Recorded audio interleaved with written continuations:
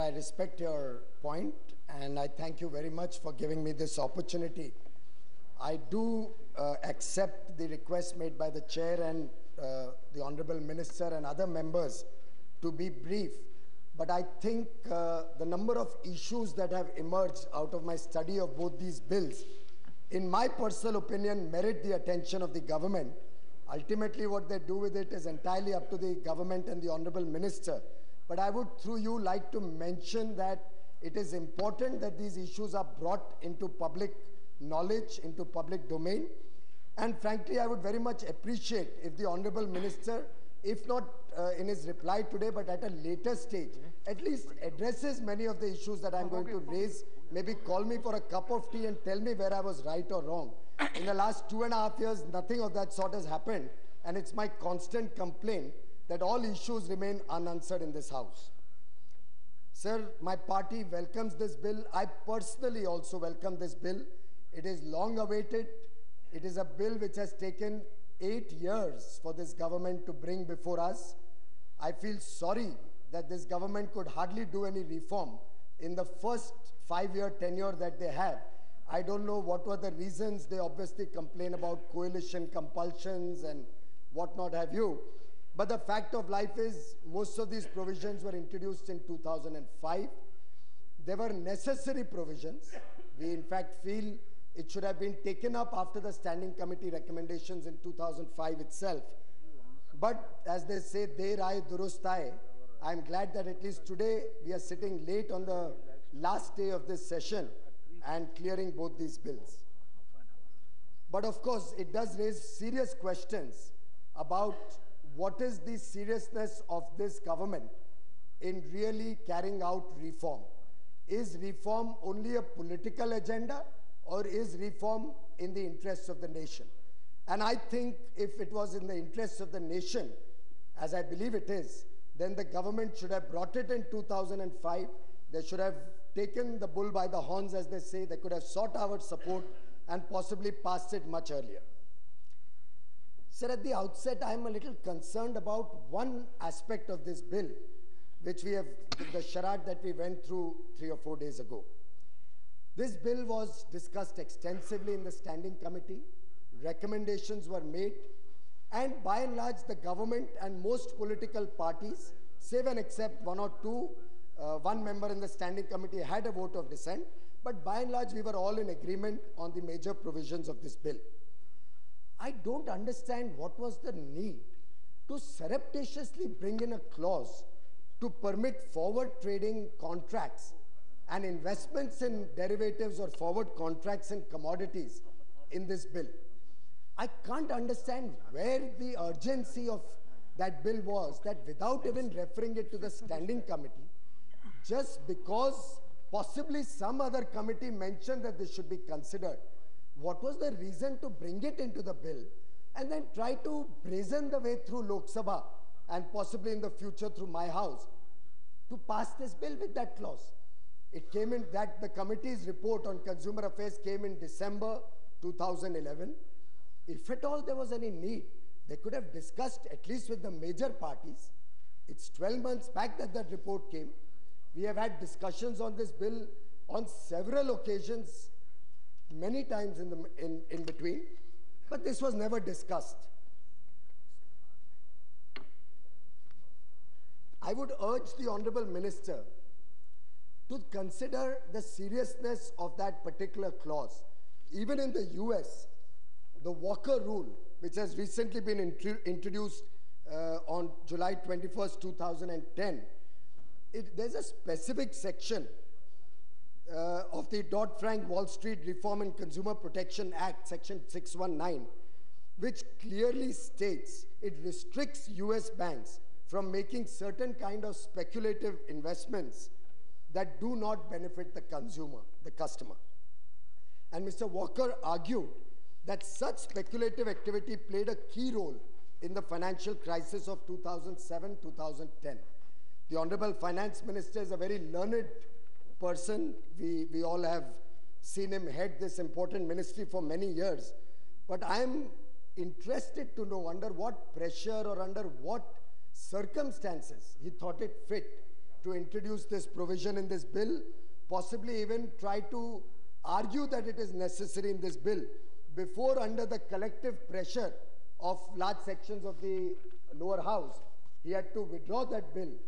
And I'm grateful that he decided to withdraw that bill. Otherwise, like in many other reform measures, we would have seen one more bill go down the path of brazenness. We would have seen one more bill which would never have seen the light of day, just because, I don't know what is the vested interest, but because some people thought it fit to bring that bill, that clause into this bill. If I would in fact urge the Honorable Minister to investigate how this crept in, what was the pressures on the government, because I checked with several bankers, both in the PSU domain and in the private banks domain. They were all amused and they said, we don't want it, we never asked for it. I checked with the chambers of commerce, I checked with people from industry. Everybody was surprised where this came from. So I think it's something which we should investigate, where this clause came from, who prompted it, and if at all, as is the current coin in the political environment, there was some lobbying for this bill, I think we should know more about it. Of course, this brings me to the larger issue of reform. I have been consistently placing my party's position before government, before the public, that BJP and the BJP-led NDA stands for reform. We believe reform has to be calibrated with a human face, and we believe we need to have accelerated reform in public interest. There are several measures of this government which we have supported. They could not have brought the pension bill before the House, but for our support, we have supported FDI in so many other sectors, except multi-brand retail, where we have serious concerns and issues regarding the benefit that the common man will get and regarding the negative aspects of that provision. We, of course, have gone through that issue in detail in the House. It is now a part of law and we respect that. But other than 2 or 3 contentious issues, by and large, my party has been pro-reform and we have always extended a hand of constructive support. I only urge the government to take that hand in all fairness, in an atmosphere of mutual trust and in an atmosphere where we can argue and debate the issue and come to a consensus. Sir, while I'm on this, I would like to briefly digress to the issue of pension and insurance bills. So the pension bill was introduced with my party's support in the Lok Sabha. And after that, we don't see anything happening about that bill. That bill was introduced with 26% FDI. Now we are given to understand that this cabinet has decided to increase the FDI to 49% in pension. And we are completely confused as to what is happening. They are bringing in new bills which we are deliberating, but that pension bill remains where it is. And we don't see why that bill was not brought before the House for consideration or reference to the standing committee when the winter session was on. And in that respect, I would like to draw the attention of the House, the Honorable Minister, through you, sir, to a statement by the PFRDA chairperson, Mr. Yogesh Agarwal. I'm quoting from the Business Standard of 11th October, soon after the cabinet approved 49%. His comment was, in terms of foreign fund flows into the country, one should not expect much because the capital requirement is lower than that in insurance. There's a long article, many points in that which are worth considering. But I will just highlight one issue that he brought out. Pension fund managers are only managers of pension fund. They don't require large capital. The requirement of capital for a pension fund manager is only 25 crores. So even if 10 of them were to come in, sir, the total capital required is 250 crores. So whether you make 26 or 49, the additional FDI is going to be only 50-60 crores. So I don't understand what is the need. And I think today, Indian managers and Indian professionals are teaching the world good business practices, innovative products, reach to the common man. We don't need the foreigners to come in and own our pension funds and to start dictating terms to the large funds before the pension managers.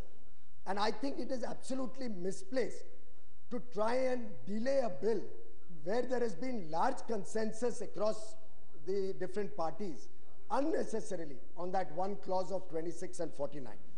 Similarly, on insurance,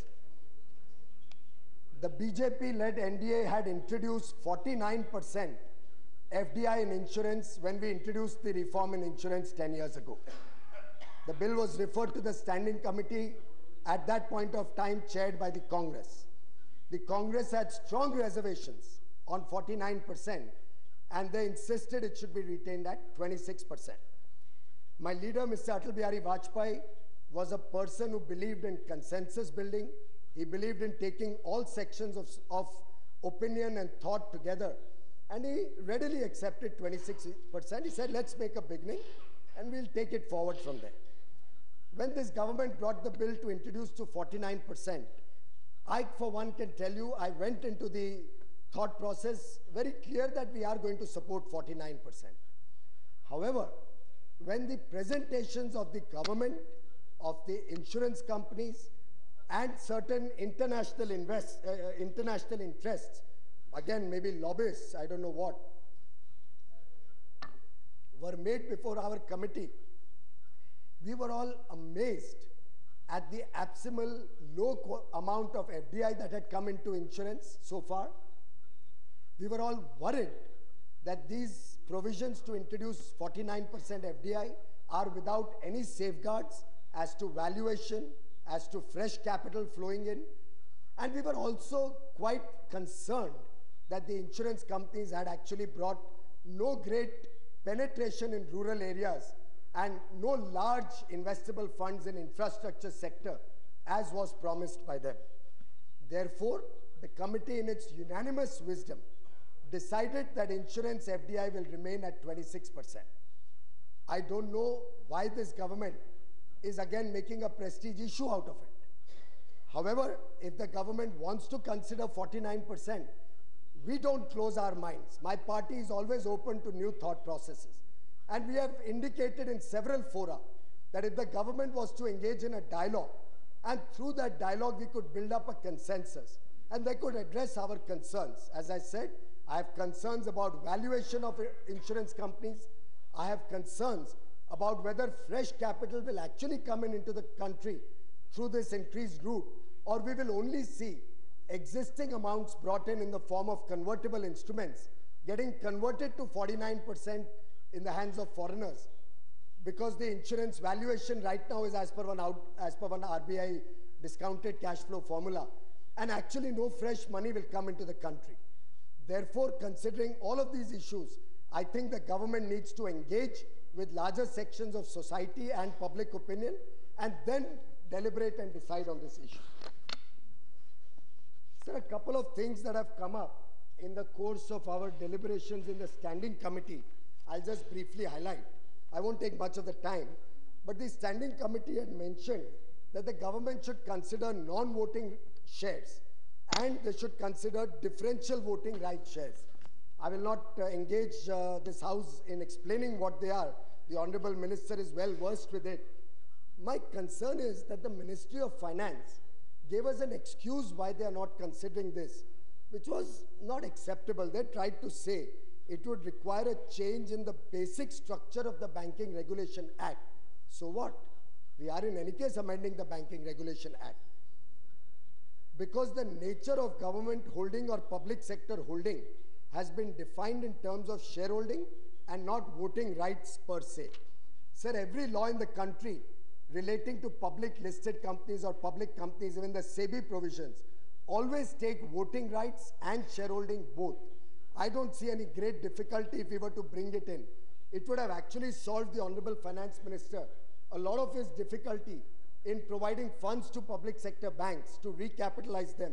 They could actually raise large capital without a burden on the exchequer.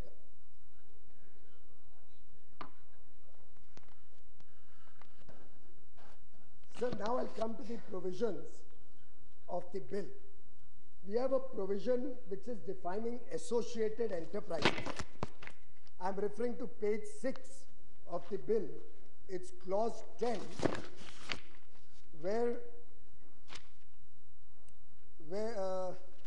not clause 10, I'm sorry, clause 9, where in 29A, subsection 3, an explanation of associated enterprise has been given.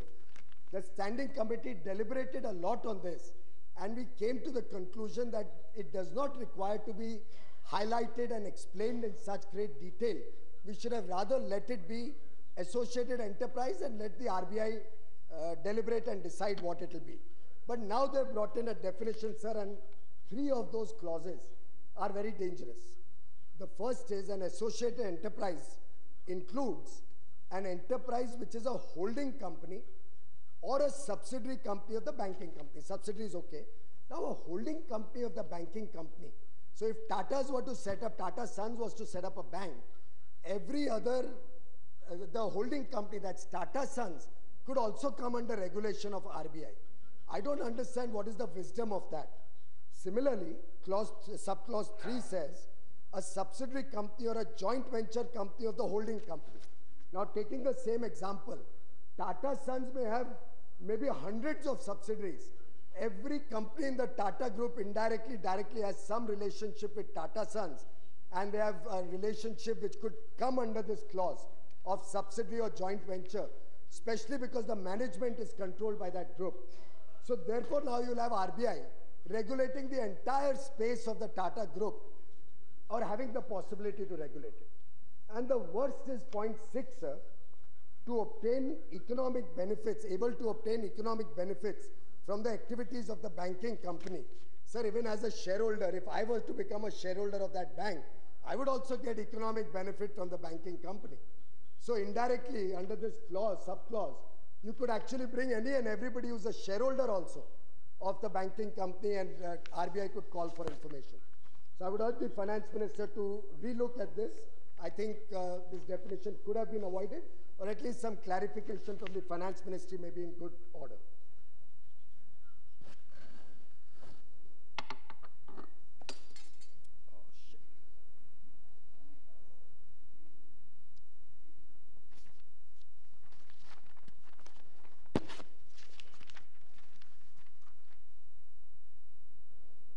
I would now come to the one other issue that comes up out of this clause, sir, is in this clause they have written that the Reserve Bank may call for the books of these companies or any other information, as well as they can inspect them jointly with the board or authority regulating such associate enterprise. Again, that's something which has confused me. My first maiden speech in this house, sir, was on the ULIP controversy, where SEBI and IRDA were fighting over control of the ULIP type products that the insurance companies were issuing. Now, that time the Honorable Finance Minister and the government led us to believe that such joint control, which I was proposing between IRDA and ULIP, IRDA and SEBI, is actually harmful, for the system. That is what the government made us to believe. And now here they are bringing in a clause which provides for such joint control. So I don't know what is the position of this government. Do they agree that joint control is good? And if it is so, which they are providing here, then will they revisit that law which was passed in August 2010, in which we brought in the investments of insurance companies, which ideally should be monitored by SEBI. We brought it under the control of IRDA. And the excuse given was joint control is not good. So that was the other issue I thought the government may like to address. So there is one clause in this bill which allows for supersession of board of directors. Sir, I'm in favor of the Reserve Bank of India having authority to supersede board of directors, but I have just 2 or 3 small observations the Honorable Minister may like to consider. We are saying the Reserve Bank may appoint, in consultation with the central government, the administrator for such period as it may determine. Now in another clause we are saying the bank board can only be superseded for 6 months, which may be extended to a maximum of 12 months. So I think here ideally we should say for such period not exceeding 12 months. Similarly, in subclause 5 of clause 10, we are saying the Reserve Bank may constitute, in consultation with central government, a committee of 3 or more persons to assist the administrator. Sir, I had requested the government, and my committee had also discussed this, that it is not good to give unfettered complete powers to one administrator. In the interests of good management practice, instead of may, this clause should read, the Reserve Bank shall constitute, in consultation with central government, a committee of at least 3 or more persons. Shall and at least 3, I think, will make it mandatory on the government that the administrator cannot have unfettered powers, and there will be 3 other persons with domain expertise knowledge to assist the administrator. So one other point that the committee had deliberated and insisted, that no serving or retired officer of the central or state government. So we had said we don't want bureaucrats. As it is, we are finding that in this government, it has become a habit to park bureaucrats post-retirement in different positions. We had tried to say post-retirement, these people should not be given any jobs in the form of administrator or advisors. They have brought in the clause which says that serving officers will not be brought in, but they have omitted to write retired officers. So I think the government may clarify it in some form that neither serving nor retired officers will be appointed administrators. I think what these banks need is domain knowledge in law, banking, finance, accountancy, and not just somebody who claims to know it all just because he has had a 30-40 year service in the government. Incidentally, one other clause that relates to another law related to this, like you have brought in the law that Reserve Bank may appoint an administrator and supersede the board. There was another law passed 1.5 years ago. That was the State Bank of India Act and the State Bank of India Subsidiaries Act. In both those acts, the government had proposed Reserve Bank may supersede the board and take approval from the central government. Now, at that point, I had also raised this point. You were not the Honorable Finance Minister, sir, at that time. I had said, why should it require approval of the government? Once RBI decides, I had said it should be final. Here they have correctly said in consultation. I can understand consultation, but why approval? So I would urge the Honorable Minister to please look up those 2 laws, the SBI Act and the SBI Subsidiaries Act, and correct those so that instead of approval, they also reflect the status here in consultation with the central government. Sir, there are a few issues related to the banking sector as a whole. The Honorable Finance Minister and the Reserve Bank of India Governor today, it seems, don't see eye to eye at all. It's a matter of concern for all of us. We are concerned with the reports emanating. We believe that is what the reports seem to suggest. And I have a few things I would just like to highlight with reference to that. The Honorable Finance Minister on 29th October unveiled a roadmap for fiscal consolidation. It was a very hyped up press conference. All of us sitting glued to television, waiting to hear the Honorable Finance Minister. But it's a question of Reserve Bank, sir. No, you continue. But during that press conference, I think other than promises for the future, I didn't see any roadmap being unveiled. We did hear that 0.6% fiscal deficit will reduce every year. It was a statistical exercise. I went through that old statement many times then and now. And I found that even at that point, the Honorable Minister had acknowledged that 5.1% fiscal deficit looks difficult this year, but 5.3 is doable. While the budget was being presented, I beg to submit, I had told the Finance Minister that what you are saying, 5.1, is impossible. You have not provided for half the expenditure. But they still thought it prudent. My suspicion, sir, is even 5.3 is not doable. The way things are going, the way economy is going, we could land up with 5.7 or 5.8. And we may have a situation where the RBI governor, who refused to accept these promises and did not do any rate cut thereafter on the next day, in the monetary policy will probably be proved right, unfortunately for the nation. Of course, the RBI said the government's fiscal deficit plan unveiled yesterday was short on detail, and they would look for more details, while it stressed the need to contain inflation. So RBI the next day told the world and all of us that we are not happy, we are not satisfied with the government's commitment and statement. We need the government to do more. Thereafter, sir, we had the situation of banking licenses. And, sir, that is why I was raising this issue to lead up to this point. Similarly, on banking licenses, the RBI has consistently held the stand that we will not issue licenses till the government amends this law. The Honorable Finance Minister did make an appeal to the Reserve Bank Governor to start the process with an assurance that this bill will be passed either in this session or the next. But again, unfortunately, the Reserve Bank refused to accept that, and we heard them say that we will wait for you to actually pass the law and we will not do anything till then. Now, all of these are matters of concern for us, sir.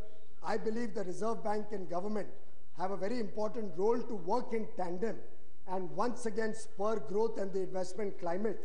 I think it needs a little bit of introspection on the part of the government and possibly also the Reserve Bank as to how they see the future of this country going forward. Of course, a small thing, on November 15, the Honorable Finance Minister did say housing and automobile sectors are doing well. Infra, steel, construction is under stress, textile and food processing is under stress. I think, Honorable Minister, housing and real estate is also in the doldrums, as you will find from your banks, and the auto sales are drastically falling, at least in this current quarter. Sir, I would like to come at a small point regarding private banks. There is now talk that private banks will be given fresh licenses. And some of the reasons given are that the economy has grown in size, we need to bring in sophistication, we need to extend geographic coverage, and we need to improve access to banking services. Unfortunately, what has been the past experience? 10 licenses were given under 93 guidelines. Some of them are still around, 3 of them are not around now. 2 banks were given license based on the 2001 guidelines in 3 and 4. Now, after all of that, what is the current state of the private sector banks? They have not been able to expand the reach. The percentage 10 years ago, which the PSUs enjoyed in the banking space, is what they enjoyed today also, despite so many new banks coming into the field. So I don't know what these banks have really been able to do in terms of achieving these objectives. However, it's important to note that these banks and the new banks that are going to now come up have largely focused on metro areas, cities and towns, and have really never bothered to reach out to the rural population, as I will come to in a few moments. Sir, in the draft guidelines for new private sector banks, there is mention of fit and proper criteria. I had joined the issue with the Reserve Bank on the fit and proper criteria. I would only urge the Finance Minister to go through it with care, because I find the criteria is very subjective. We need to introduce objectivity into this criteria. And I think aspersions cast on certain sectors of the economy are not good for this country. The guideline says entities, groups that have significant 10% or more income or assets, or both from activities including real estate, construction, and broking activities, shall not be eligible to promote banks. Sir, I think a mother looks at all children equally, and the government and RBI should look at all sectors with an open mind and not with a myopic vision. How can we cast aspersions on Tata Realty, Godrej Realty, companies of repute? Is the government or is the RBI trying to say that a company of the size and scale of operations of DLF is actually a company which is not good enough to hold a banking license, but good enough to borrow $4 billion from the banking system? I think it is not in good taste to exclude certain sections. I'm not holding a brief for specific companies or specific sectors. I disagree with the concept of casting aspersions on any sectors of the economy per se. By that logic, the largest scam in this country has been in the telecom sector. It's been in the mining sector. So shall we now exclude more and more companies? Anybody in telecom? Exclude. Anybody in mining, natural resources, steel, power? Exclude. So what is going to be the criteria? And then the guidelines go on to say that the business model and business culture of such companies in real estate and capital market activities is misaligned with banking. But by that logic, RBI should ban these companies from borrowing from the banking system. And if their integrity is suspect, then I would like to know, sir, that at 9% in the exposure to that sector, their integrity is okay. At 10%, it becomes bad. So if a person is a thief for 9% of the time, he's okay, he's acceptable. And once he crosses the cusp of 10%, he's not acceptable. I think such conditions tend to make a person like me fear that the process of allotting private bank licenses could be influenced, could go through a process which may not be entirely fair. And I say this with authority because the 2003 round had indicated that after 3 or 4 years we'll issue more licenses. There are 10 more applications or 8 more applications still pending before RBI. They have neither been rejected nor considered. Now, I cannot understand how the government or RBI proposes to restrict certain companies and give licenses selectively only to some companies.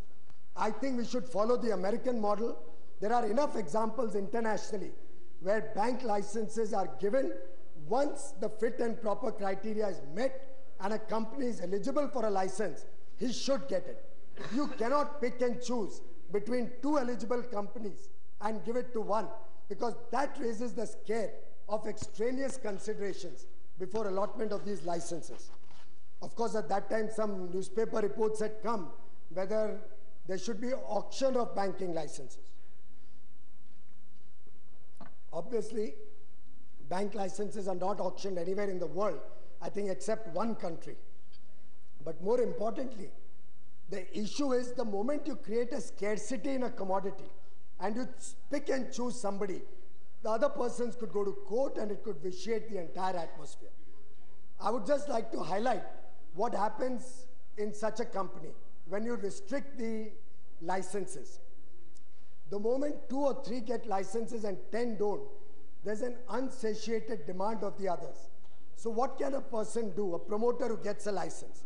He can invest 500 crores into the banking company. Within 2 years, he has to go public. And as we saw in past experience, whoever got a banking license got a significant premium in the market. He can go to the market within 2 years, which he's bound to do, divest 25% of the company's shares or bring in fresh equity at a huge premium, thereby increasing the market worth of these shares. And since he has to bring it down to 40% within 5 years, he can then sell his shares at a huge profit. So you will have a situation where for zero investment, just because a company has got a banking license, he will be the owner of 40% of a bank, not only with zero investment. I have done an example, I won't read it out, but he could possibly make 300, 400, 500 crores in the bargain. So I think this issue needs to be addressed, and objective criteria, and everybody should get it. Sir, there are concerns about priority sector lending on the private sector banks, and I have data here which I can show the Honorable Minister, which show that the private sector has only 700 rural branches as against 8,066 PSU bank branches in rural areas, which is disproportionate to their deposit and advances. Further, the new private sector banks have a deposit of only 1% from rural India, whereas private sector banks have about 10% of their deposits coming from rural India. Similarly, advances to rural areas in the private sector are less than 0.5% of their total advances, whereas The advances of the government banks are about 8%. I think the burden of rural India, the burden of priority sector is being borne by our public sector banks, and the private banks are only, if I may use a colloquial term in Hindi, malai kha rahe hain. They're only enjoying the fruits of liberalization. They're only coming to metro cities, towns, setting up branches there, and the government has a clause which says 1 out of 4 branches has to be in rural area. It's not a problem at all, sir. A branch in rural India will cost them 50,000 rupees. So they can set up a branch there, and that 50,000 they will look at as a loss leader because it allows them to set 3 branches in more profitable areas. So they'll amortize that 50,000 over the 3 other branches and cross-subsidize their cost. So really, I think this is not good enough a safeguard. We need to also emphasize in terms of volume of business, in terms of reach, these banks will have to increase the scope of their business. Sir, one thing about agriculture lending, which leads me to believe private banks are not doing the job fairly. Delhi has direct agriculture credit of 6,400 crores. It is even more than Orissa, Jharkhand, which are 10 times the size of Delhi. Now, I wonder where in Delhi anybody has found agriculture, and that also direct agriculture lending of 6,400 crores. And the even more interesting statistic is indirect finance to agriculture. Delhi has the highest in the country, 19,200 crores indirect agricultural advances. Now, my personal suspicion is all of these are in some form or the other given to large corporates whose registered office or offices are in Delhi and are being fobbed off under the garb of agricultural advances. And many colleagues in this house have often raised this issue that the farmer is suffering for want of timely credit at good rates, whereas the money is being cornered by certain people and not reaching the final beneficiary. I would urge the government to look into these statistics and give us more insight to the House of where a city like Delhi lands up getting 25,000 crores of agricultural advances. We, of course, need to seriously reflect how we are going to improve the working, strengthen the public sector banks to face the onslaught of private sector banks. I would, in fact, compliment them that despite such adverse conditions, they are still holding their own and managing to do a good job. But I think the government needs to also support that. They need to incentivize management, probably consider fixed tenure-based appointments so that people are not in positions for 1.5 year, 2 year. Before even they can make an impact, they have to leave. I hope the asset liability mismatch of the PSU banks is in the notice of the Honorable Minister and the government, because serious concerns are being raised that the PSU banks, who are now the lender of the last resort for project financing with long tenure loans, have a huge asset liability mismatch. I hope the government will look at that issue, possibly expand institutions which can do long-term lending. And finally, I hope they would revamp the boards of these banks and bring in some good, high-caliber professionals to steer and guide the banks into a future of better prosperity. I have, of course, on many occasions raised the issue of the fear of CBI and CVC on the commercial lending decisions of banks. I think, Honorable Minister, you will appreciate that any decision taken at a particular point of time is relevant at that point, and a post facto analysis 10 years later, harassing people who may have even retired from the banks, is something we should dispense with. If at all you want, have a system of an advance ruling or an audit before a loan is dispersed, so that this type of fear psychosis is removed and the banks actually start taking commercial decisions in their fullest. Sir, you have often mentioned about education loans.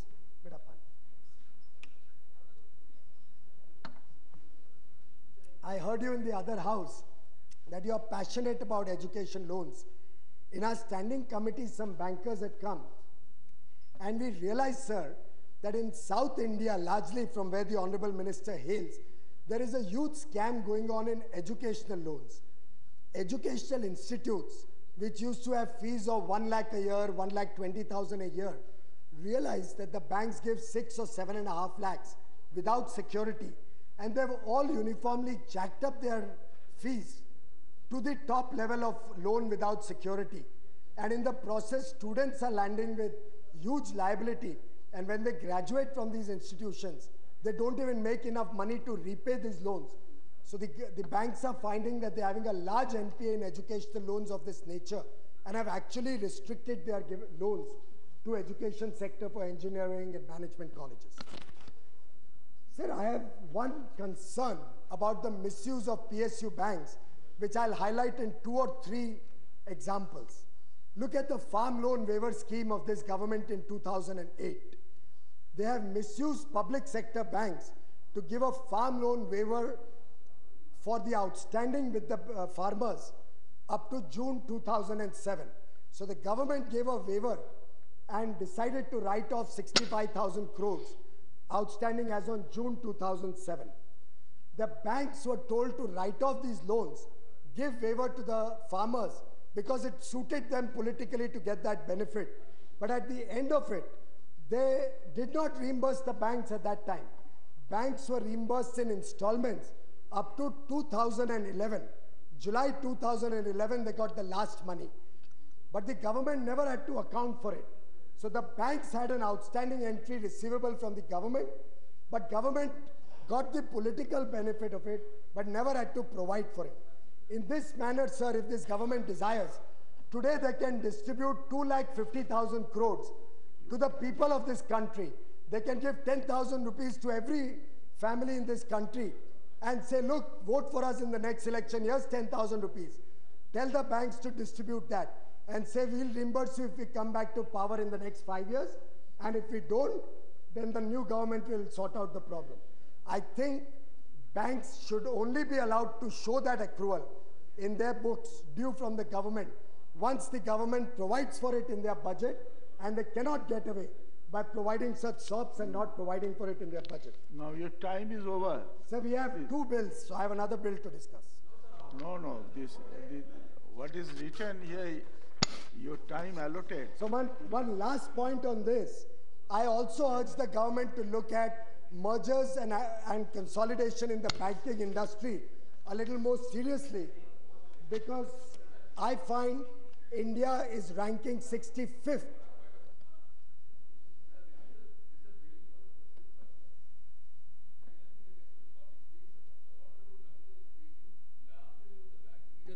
The problem, pending petitions and petition deciding, the whole thing under the sun. So how much time, sir? 1 hour is over, sir. No, I'm sorry, Mr. Chairman. No, you have I to have allocate highlighted time. the misuse of the PSU banks, and this bill relates to banking. Speak your point. It is very important that the minister can make anyway, 1 hour. The minister will, in his reply, he will say. Now, plus you please conclude. You please conclude. Your time is over. I have a few comments on the enforcement of security interests Now we take and another recovery 1 of 2 debt minutes. loss bill. Very briefly, I'll raise it, sir. While this bill came in as an ordinance in 2004, there was absolutely no reason to delay it for 7 years, 8 years. They could have easily brought it before the House much earlier. But now when they brought it, there was no reason not to take it to the standing committee. While I have no objection, it's a good bill. We support it fully. But I think we could have given some more suggestions to them to improve on the bill. But a couple of points that I want to raise before them. They have said the bill will allow conversion of debt into equity. I would urge them to take care that it is into equity which is not preference shares, because my concern is that banks are giving 0% preference shares against these loans, and that is money written off, never comes back to the bank. Secondly, the recompense clause is not being used by the banks. When they are enforcing security, they always provide a recompense clause, but defaulters are never paid to pay for their default. I would urge the government to look at that very seriously and force the borrowers who turn around to pay for that. Last point, sir. Last point. They have taken upon themselves the process of settlement, but they have not provided any fast-track mechanism. I would urge the government to look at fast-tracking settlement cases, because settlement tends to drag on for years, and in that process, the value deteriorates, they lose value, and banks suffer for delays in taking decision, again probably because of the fear psychosis. Thank you. Thank you very much, Mr. Chairman, and we support both these bills.